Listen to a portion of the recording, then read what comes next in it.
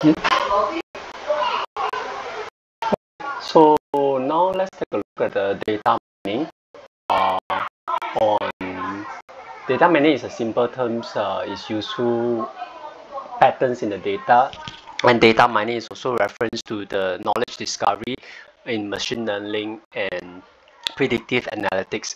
So predictive analytics and data mining by Vijay, Kotu and Bala Deshpande in Elsevier. So many people treat data mining as a synonym for another popular use in terms of knowledge discovery from data, or KDD. So knowledge discovery data, like KDD, is another way that other views data mining as mainly an essential steps in the process of knowledge discovery. So data mining concepts, techniques like from Jia Wei, Han, Michelle Campbell, and Jianpeng in 2011. So these are one of the way we can actually look at it. Definition for data mining is the most common accepted definition of data mining is the discovery of the model for data. Statisticians view data mining as the construction of a statistical model that is underlining a distribution from which visible data is drawn. Data mining is also synonymous with machine learning. Practitioners use data as training sets to train algorithm of one of the many types of machine learning. So Rufo, De Roger, and others says we are drowning in information and starving for knowledge. So in short, data mining is to discover the models for data so that we can use that to understand the knowledge itself. So nature of big data actually comes from a few V's. You can see the velocity, variety, vitality, values, visualization, validity, veracity, and velocity. So those are data. Velocity refers to the speed of data processing, how fast you can actually process, either in your CPU or GPU. Volume is the volume of the data in gigabytes or zettabytes or yottabytes. Variety is the type of data gathered. Veracity is the accuracy of the data. Volatility consists of changing the data, how fast it changed. Validity is the accuracy and relevance of the data, and values and benefits of organization to drive from the data. Visualization and visual representation of the data. So basically, big data comes from all this piece of it. So varieties, IoT application on domains, it can actually be a lot. Let's take a look at the smart city domain. It can be a smart mobility for tourism, smart grid, smart home building, public policies and monitoring. So all these could be a part of a smart city domain. Industrial domain could actually be industrial processing, agriculture, breeding, and logistics and predictions.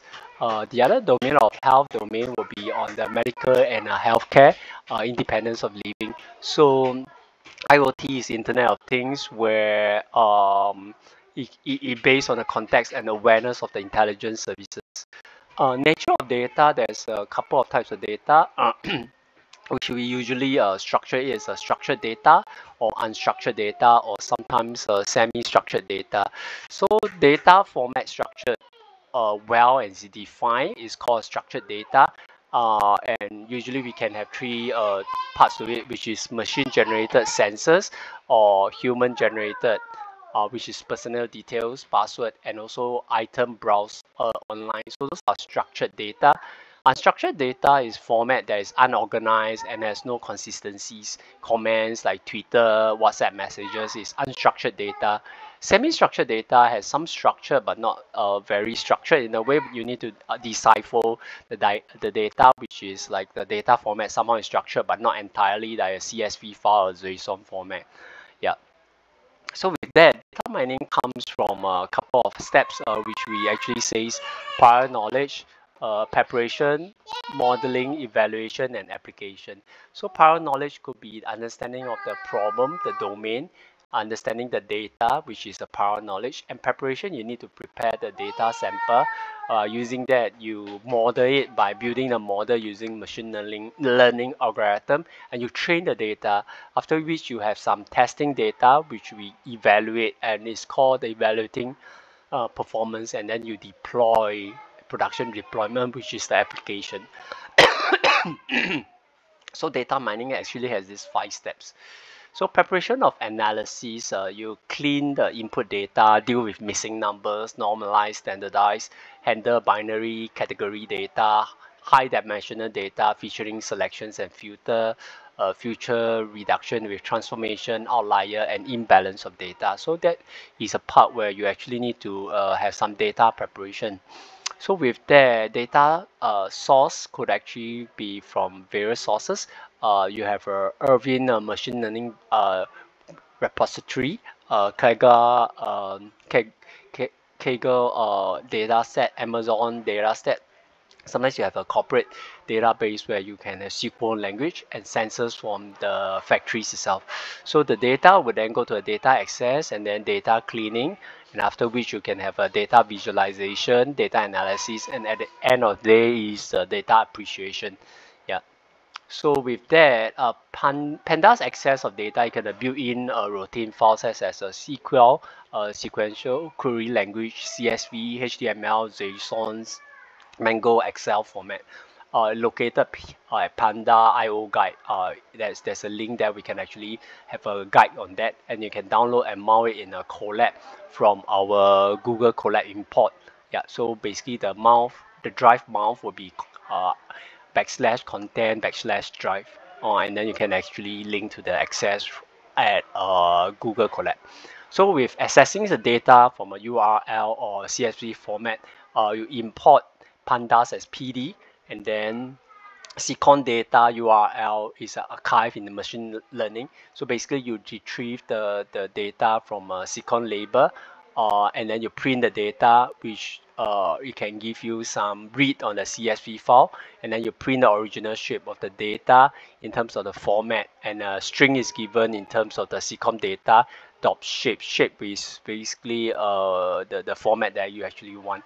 Then you print the original shape with Sequon label, and then after that is a string of the label and shape.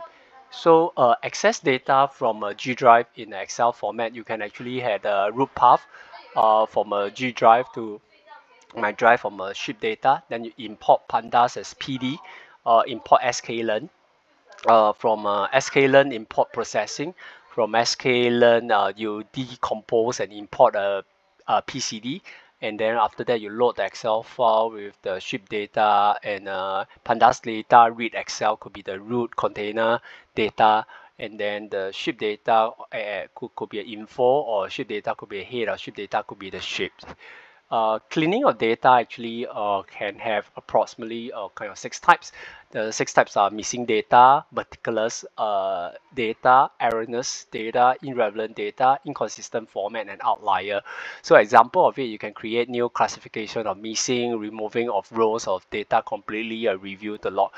Fabrication of behavior data in order to promote their own item, identify this, attack or the filter out of the data, which is a meticulous data. Erroneous is a software bug that writes up or wrong values. Irrelevant data throws out some spiritual data. Inconsistent format, which is like wrong spelling, wrong postal code, wrong format, could be actually a clean. Outlier are a robot that strip and scrap your website, which is the outlier. So cleaning your data could be this few formats. Yeah. Finding missing data, pandas fill the missing values in the data frame with a NaN null character.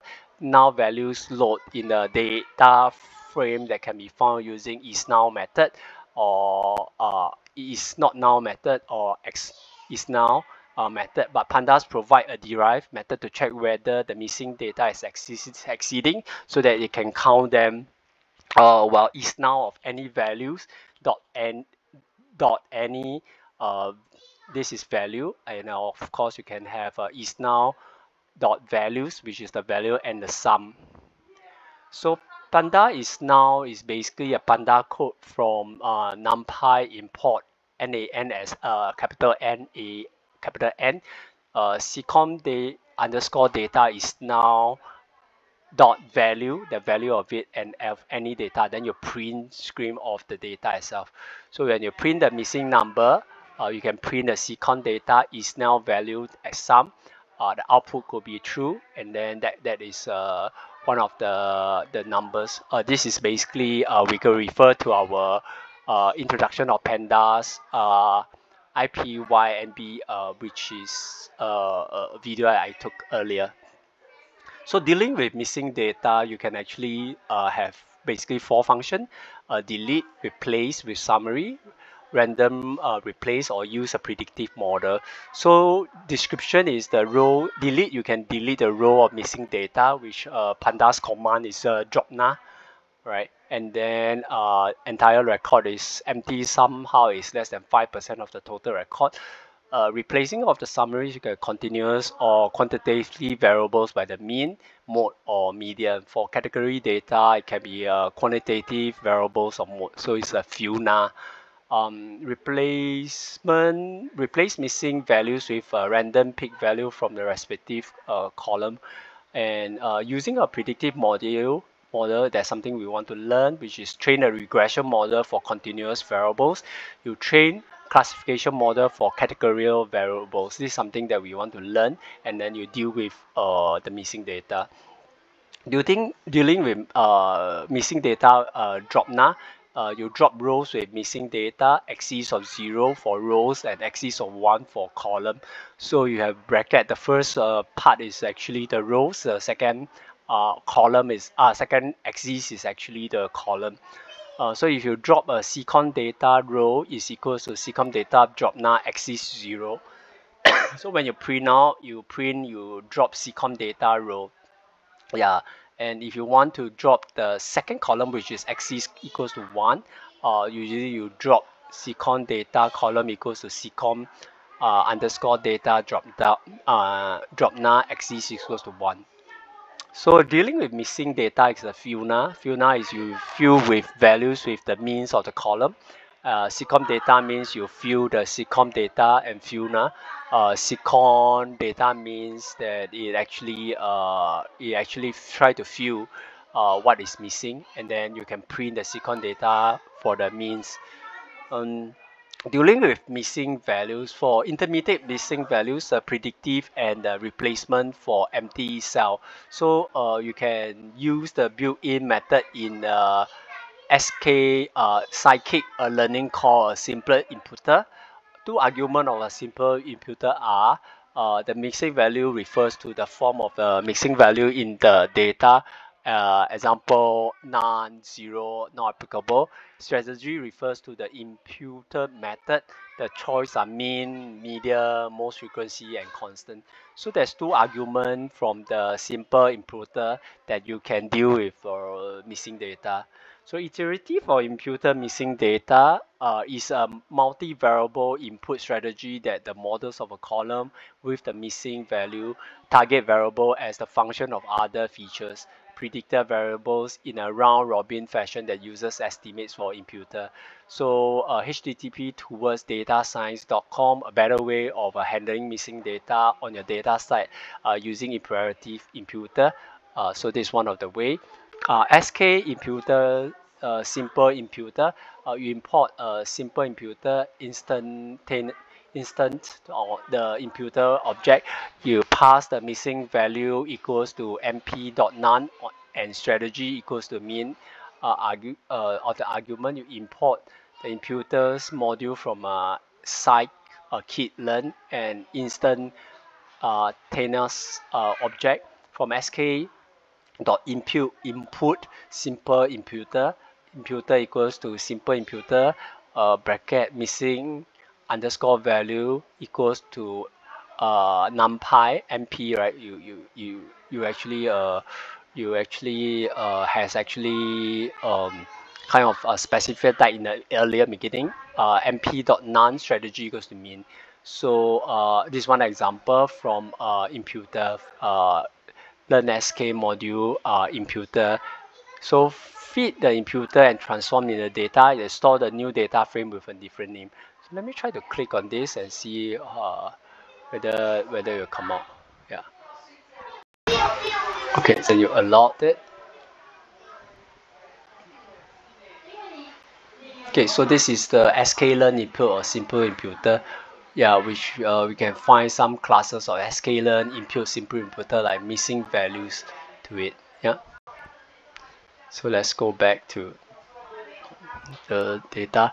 So feature of scaling. Scaling is important for transformation and learning of algorithms that are not scale invariant. Algorithms that lack scale variance are principal component analysis (PCA). The next lesson we actually talk about PCA, penaltized regression, large volume domain in parameter space inside the algorithm, a few features that end up having undue influences on the outcome of the data mining analysis. The most common method to correct scale invariance are normalization and standardization. So you actually scale it so that you can standardize and normalize it, just like a z-score normalization. So normalization and standardization. Normalization, we scale each features that falls between 0 and 1 or between -1 and 1. So minimum, maximum scalar, a bracket. You cannot protect from the outlier. Xi at scalar equals to your observed value, which is the xi original minus the minimum y divided by maximum y minus the minimum y, which is the range. So you actually normalize this. Standardization is you put the variation within the specific space on the same skew. So variance equals to 1 and mean equals to 0. It's just like a z-score, right? So it's a standard scalar. No cap on the maximum and minimum values of relative robust to the outlier. So that is standardization. So standardization against variance equals to 1, the mean equals to 0. Very similar like the z-score. Normalization, you actually has x as a skew, and then you have the original with observed value minus the minimum divided by the range, which is the maximum minus the minimum. Normalization and standardization can be put into the module. So you load model and instantaneous scalar object from sklearn pre-processing. You import max, mean, scalar, normalize the data and store in out scalar numpy array, outscale equals to scalar dot feed underscore transform df column. So degree, that's a df column. Then you load the module and instantaneous scalar object from a sklearn dot preprocessing import standard scalar. Scalar equals to standard scalar and standardize the data and store in and out of scale numpy array. Outscale is equals to scalar dot feed underscore transform. So robust scalar transformation is another way. The class sklearn processing a robust scalar, exclamation mark with centering equals to true, scaling equals to true, quota range is 25, 75, and then your copy is true, and then variance is equals to 4. So basically you look at this chart, the mean is 0, and then your first quarter is 25%, then the second quarter, basically a Q3 is also 25%. So this is how it looks like. The scalar removes the medium and the skews data according to the quota range. So it default the inter-quota range. The IQR inter-quota range is the range between the first quarter and the third quarter, which is 7th percentile. Centering and scaling happen independently on each features by computing the relevant statistics on the samples in the training sets. So median and inter-quota range are then thought to be used later in terms of transform method.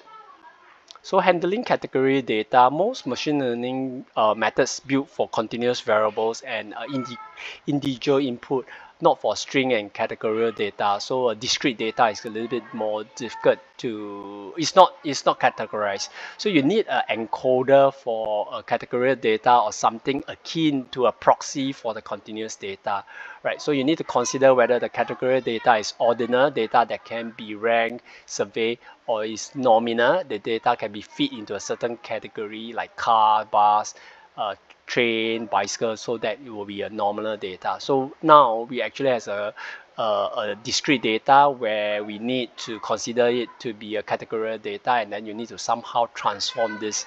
Yeah. So one-hot encoding record the state of the machine by using simple binary method 0 and 1 to define one flag for each possible states of the machine. Then you have the machine flips that flags that matches its current state to 1 and leave all the flags to 0. So you load example like my data sets, SICOM label data URL. Where you archive ICS, I mean the data from there, and then you actually kind of label it, and then you import it and instantaneous and encode that. Then you learn from importing one hot encoder, right? So that's one hot encoder. Yeah, one hot encoder, then you can feed and transform all one call and print category. Your output encoder could be enc encoder.feed underscore transform SICOM label. And the new column could be enc get features name SICOM label to list, then you print the new column. You replace the source of column with the new one hot features.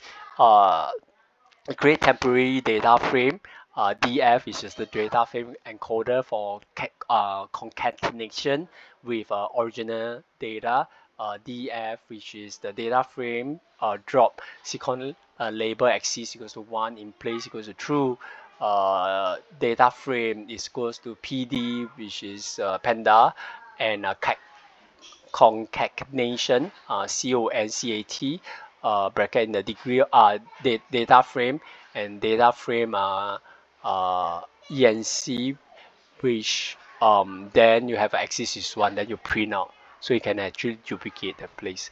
So label encoding is basically if only one column needs encoding and the label of input sklearn includes some simple label encoding modules that encodes a single column. You import the module and instantaneous and object from sklearn import preprocessing and preprocessing dot label encoder feed with integer label and transform. Out is basically you transform into 1 2 5 2 4 2 5 and you print out. Then you feed the integer label and transform, and then transform to blue red green, and then you print it out. So basically a label encoder. Logistic regression is often used for categorization, the category data, because it allows for modeling and binary outcome where the dependent variables take on one of two variables. Statistical methods used to analyze the relation between a binary dependent variable, so-called outcome or response variable, and one or more independent variables, so-called predictor or features. The estimate probability of the dependence variables being a certain category 0 or 1 based on the values of the independent variables can be used to predict whether customers will make a purchase or not based on their demographic characteristics, purchase history, and other relevant features. So logistics regression can be seen here, like you have a log at your y-axis, and then your x-axis actually goes up, so that is a logarithmic regression. So take a look at the lower graph, which is probability in the y-axis and weight in the x-axis. So independent axis is x, which is the weight, then the dependent, which is the probability. So how it goes is you rotate the log odd line, and then you project the data on it. You transform into probability, and you calculate the log likelihood. So each time the algorithm rotates the line in a way increase the log likelihood, so that it can find the optimum fit after a few rotation. Logistics regressions is you pick a probability of a dog being obese based on the weight, and then you use probability and calculate the likelihood of each dog.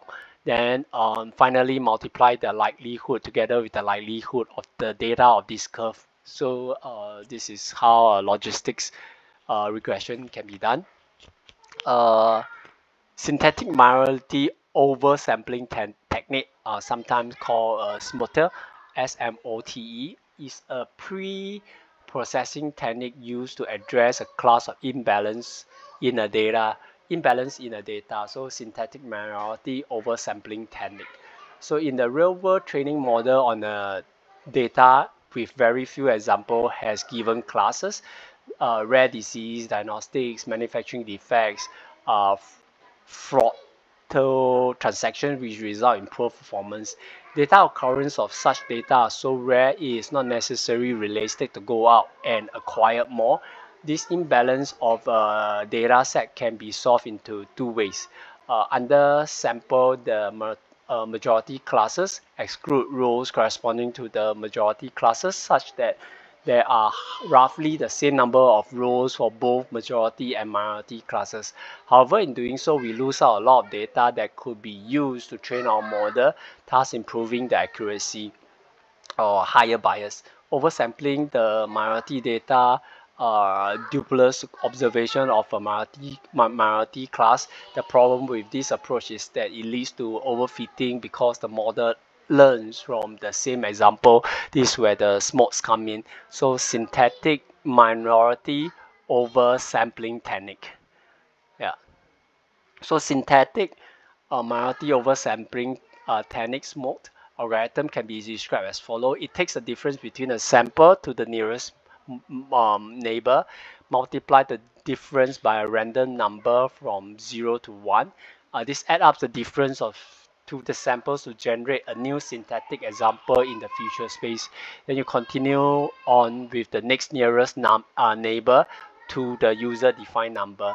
So this is a way to look at SMOT, SMOTE, synthetic minority oversampling technique. Yeah. So the GitHub actually has a scaling of imbalanced data. So we can actually take a look at this link. Then let's take a look.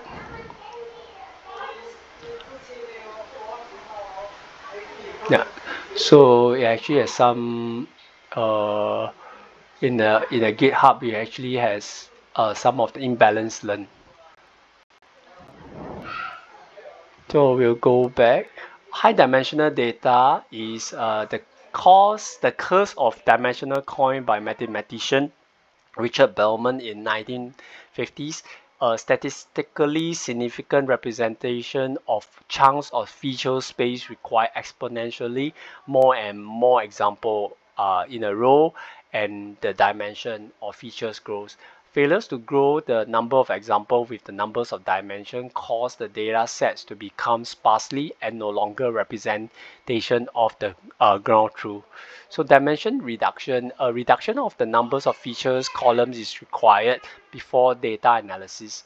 Plotting and visualization of multiple data on 2D display requires that only two or at most three can be shown. Two main strategies for choosing dimensionals are feature selection, choose the best features and eliminate others. Transformation is create new features that summarize the combination of the originals one. So variance threshold work by sets of threshold value and removing features that are below the value. So the key steps are prefits with no threshold, analyze the variance, choose the threshold, refit the chosen threshold. So you load iris data, which is df data frame equals to panda.read CSV file, iris.csv file, and then you the data frame index name is record. So you can have a variance threshold value by setting the value and removing the features that are below this value. Variance threshold also define columns in filter, like column spattle length in cm, spattle width in cm, petal length in cm, and petal width in cm. So instantaneous SK kit, science kick, learn object with no threshold, and from the sklearn feature selection import variance threshold selectors equals to the variance thresholds bracket. It prefers object with data frame in column, and the selectors fit data frame columns. Check for visible variance before selection, and then you print the selected variance. So the output could be something along that line. So variance threshold is also the set of threshold into selectors object. Selectors sets parameters threshold equals to 1, and then you refeed and transform and store the output into the output set. Output set could be a selector feed transformation. You check whether these features were chosen, and then you print the selectors, get support, and the output can be true, false, true, false. Filter the selection. Data frame select equals to data frame ilog colon selector get support. You add label to the new frame and sanity checks, and you print. Yeah. So correlation coefficient is the strength of agreement between two variables. Pearson's R correlation is mostly commonly used for correlation metrics. The values -1 and 1 indicates the highest negative or positive correlation respectively. You use pandas to build in the correlation methods and Seaborn's heat map. Correlation, you also can find correlations with pandas .corr. That's correlation. You import some Seaborn as SNS. You import some data. Import matplotlib. This Python plot as a PLT, and then the data means equals to ship data. U for LOA length overall, U is a LBP, and then U beam depth. So you actually import those data. Then PLT figures, the figure size is 10 to 10, right? And then the heat map, then you can run the heat map, then you can actually show. So later we'll run through this correlation coefficient. And then the heat map can be a correlation coefficient. So they can see that LOA length LPB, the beam, how is it being correlated? And then the correlation can be seen in such ways, yeah, in a heat map. So the heat map is equal to SNS heat map, the data mean correlate, and then Vmax equals to 1. The maximum of correlation is 1. The square equals to true and equals to true. Then you can show this. So with that, important features is a valuable concept in machine learning that helps to identify relative significance in each input features in predicting the target value. By ranking these features based on their importance, we can gain insights into the key factors drive the model prediction, which helps to reduce the complexity of the model by removing irrelevant redundant features, leading to improvement for performance and easier model interpretation. Featuring model plots give us a visual insights to relative importance of each features in the performance of the machine learning algorithm. So these are some of the area you can see engineering tutorial how to features important plots in the sklearn. Yeah. So model interpretability is example SHAP, sharper additive or explanation, or LIME, which is local interpretable model agnostic explanation by Viva Gleika and Zeta 2020, Zafra and Khan. So this method can provide insight on how each features contribute to the individual's prediction, helping to identify potential area for improvement. So sequential feature selection, basically the features of selecting a model could be iterative, and it could be a recursive features elimination or RFE. Iterative is you starting with no features, you add features one by one, and you stop when some stopping criteria is reached. So this is iterative. Recursive features elimination, RFE, start with all features, build a model, you discard the least important features according to the model, then you build new model using all but the discarded features. So these are the two methods for sequential feature selections. Iterative and RFE, recursive features elimination. Instantaneous, both RFE and SVC objects, and pass the SVC object as an argument into the RFE which is the recursive features elimination. Use the n features to select argument to choose the number of output features equals to you feed and check and features ranking with RFE ranking attributions, the attributes. So you import sklearn. From sklearn import processing. From sklearn dot preprocessing import a standard scalar. From sklearn model you select import train and then test split. Capital Y capital X is equal to Y equals to ship underscore data I location colon comma 1 column 9 values of ship data I location minus 2, then you X underscore train comma X underscore test Y train Y test equals to backslash train underscore test split XY test size is 0.3 random states, then SC equals to standard scalar. X trains then STD standardization is equals to SC feed transform the X train S X underscore test STD equals to SC transformation from X test. So basically setting the random seeds when doing the splits to make sure that every time we run the code the results is the same. So basically you set the random seed when we split it so that it actually has a more consistency. So using simple vector machine classification SVC, which is the next lessons, as an estimator for the RFE example. So import modules and define independently and dependently the variables for SCV's object. Right. So independent is usually on the X, dependent is on the Y. RFE recursive features elimination. We talked a little bit about that just now, the earlier RFE, right? So this RFE methods and predictive algorithm, RFE works with any predictive prediction algorithm objects that has a coefficients, a features, importance of attributes.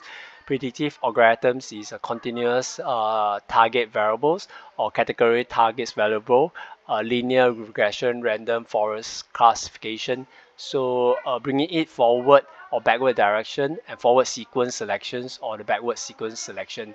So RFE is a recursive features elimination. Eliminate what is not important. Recursive features elimination RFE. You load the module for RFE and the classifier for SVC. From sklearn features and you import RFE recursive features elimination from sklearn the SVM import SVC, then you create a REF object and rank features. SVC equals to SVC canal equals to linear equals to C, where C is a regular parameters. RFE equals to RFE S bracket estimate equals to SCV comma n underscore features to select two selection equals to 2 and step 1. Then RFE, which is a recursive features elimination dot feed capital X, and then you have a small y. So then you print the rank, you print the ship data I location, which is 1-9, and then you print out the RFE recursive features elimination ranking. Then output will be 148 rows times 8 columns. Transformation is a common strategy for reducing data dimension. Chooses a few new dimension for features vectors to project original data into rotational data for point to a more useful direction. Two common mathematics are used is supervised, including labeling like the PCA, or unsupervised that does not include labeling like the linear discriminative analysis LDA. So supervised is PCA. Unsupervised will be the LDA, linear discriminative analysis. So PCA, which we will talk in the later lesson, is used to reduce the dimension of data in a unsupervised manner. So goal is to identify new features, vectors, maximize the variance in the data, and then project the original data into new space.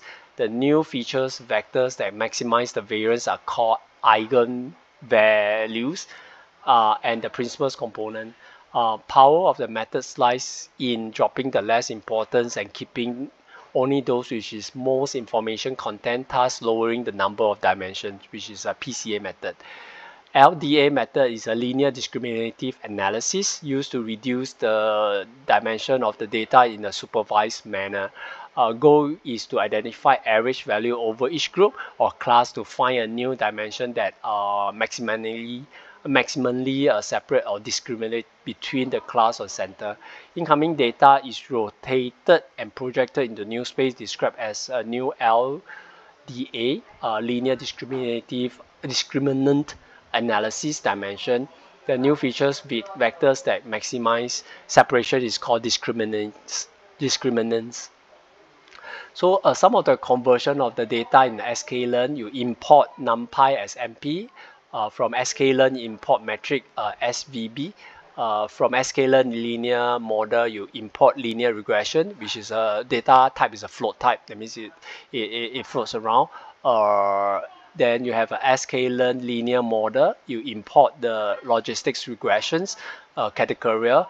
sklearn tree, import decision tree classifier categorical. sklearn neighbor is sometimes called K neighbor classifier. Is also a category. Then from sklearn discriminant analysis, import LDA, which is linear discriminant analysis, is a float type. From sklearn native Bayes, you import a Gaussian MB is also float type. Then from sklearn SVM, you import SVC, which is also a float type. SVM, just now we have learned earlier.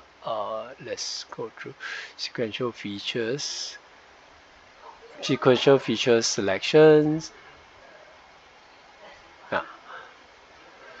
So PCA, LDA, and then we talk about outliers. Many occasions to automate the outlier elimination of the following outlier rules may be used.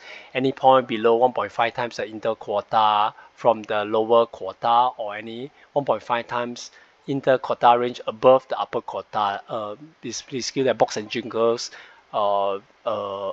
regression. So those are considered as outlier. Any data below or above 2 times the standard deviation should be declared an outlier or banished from our data.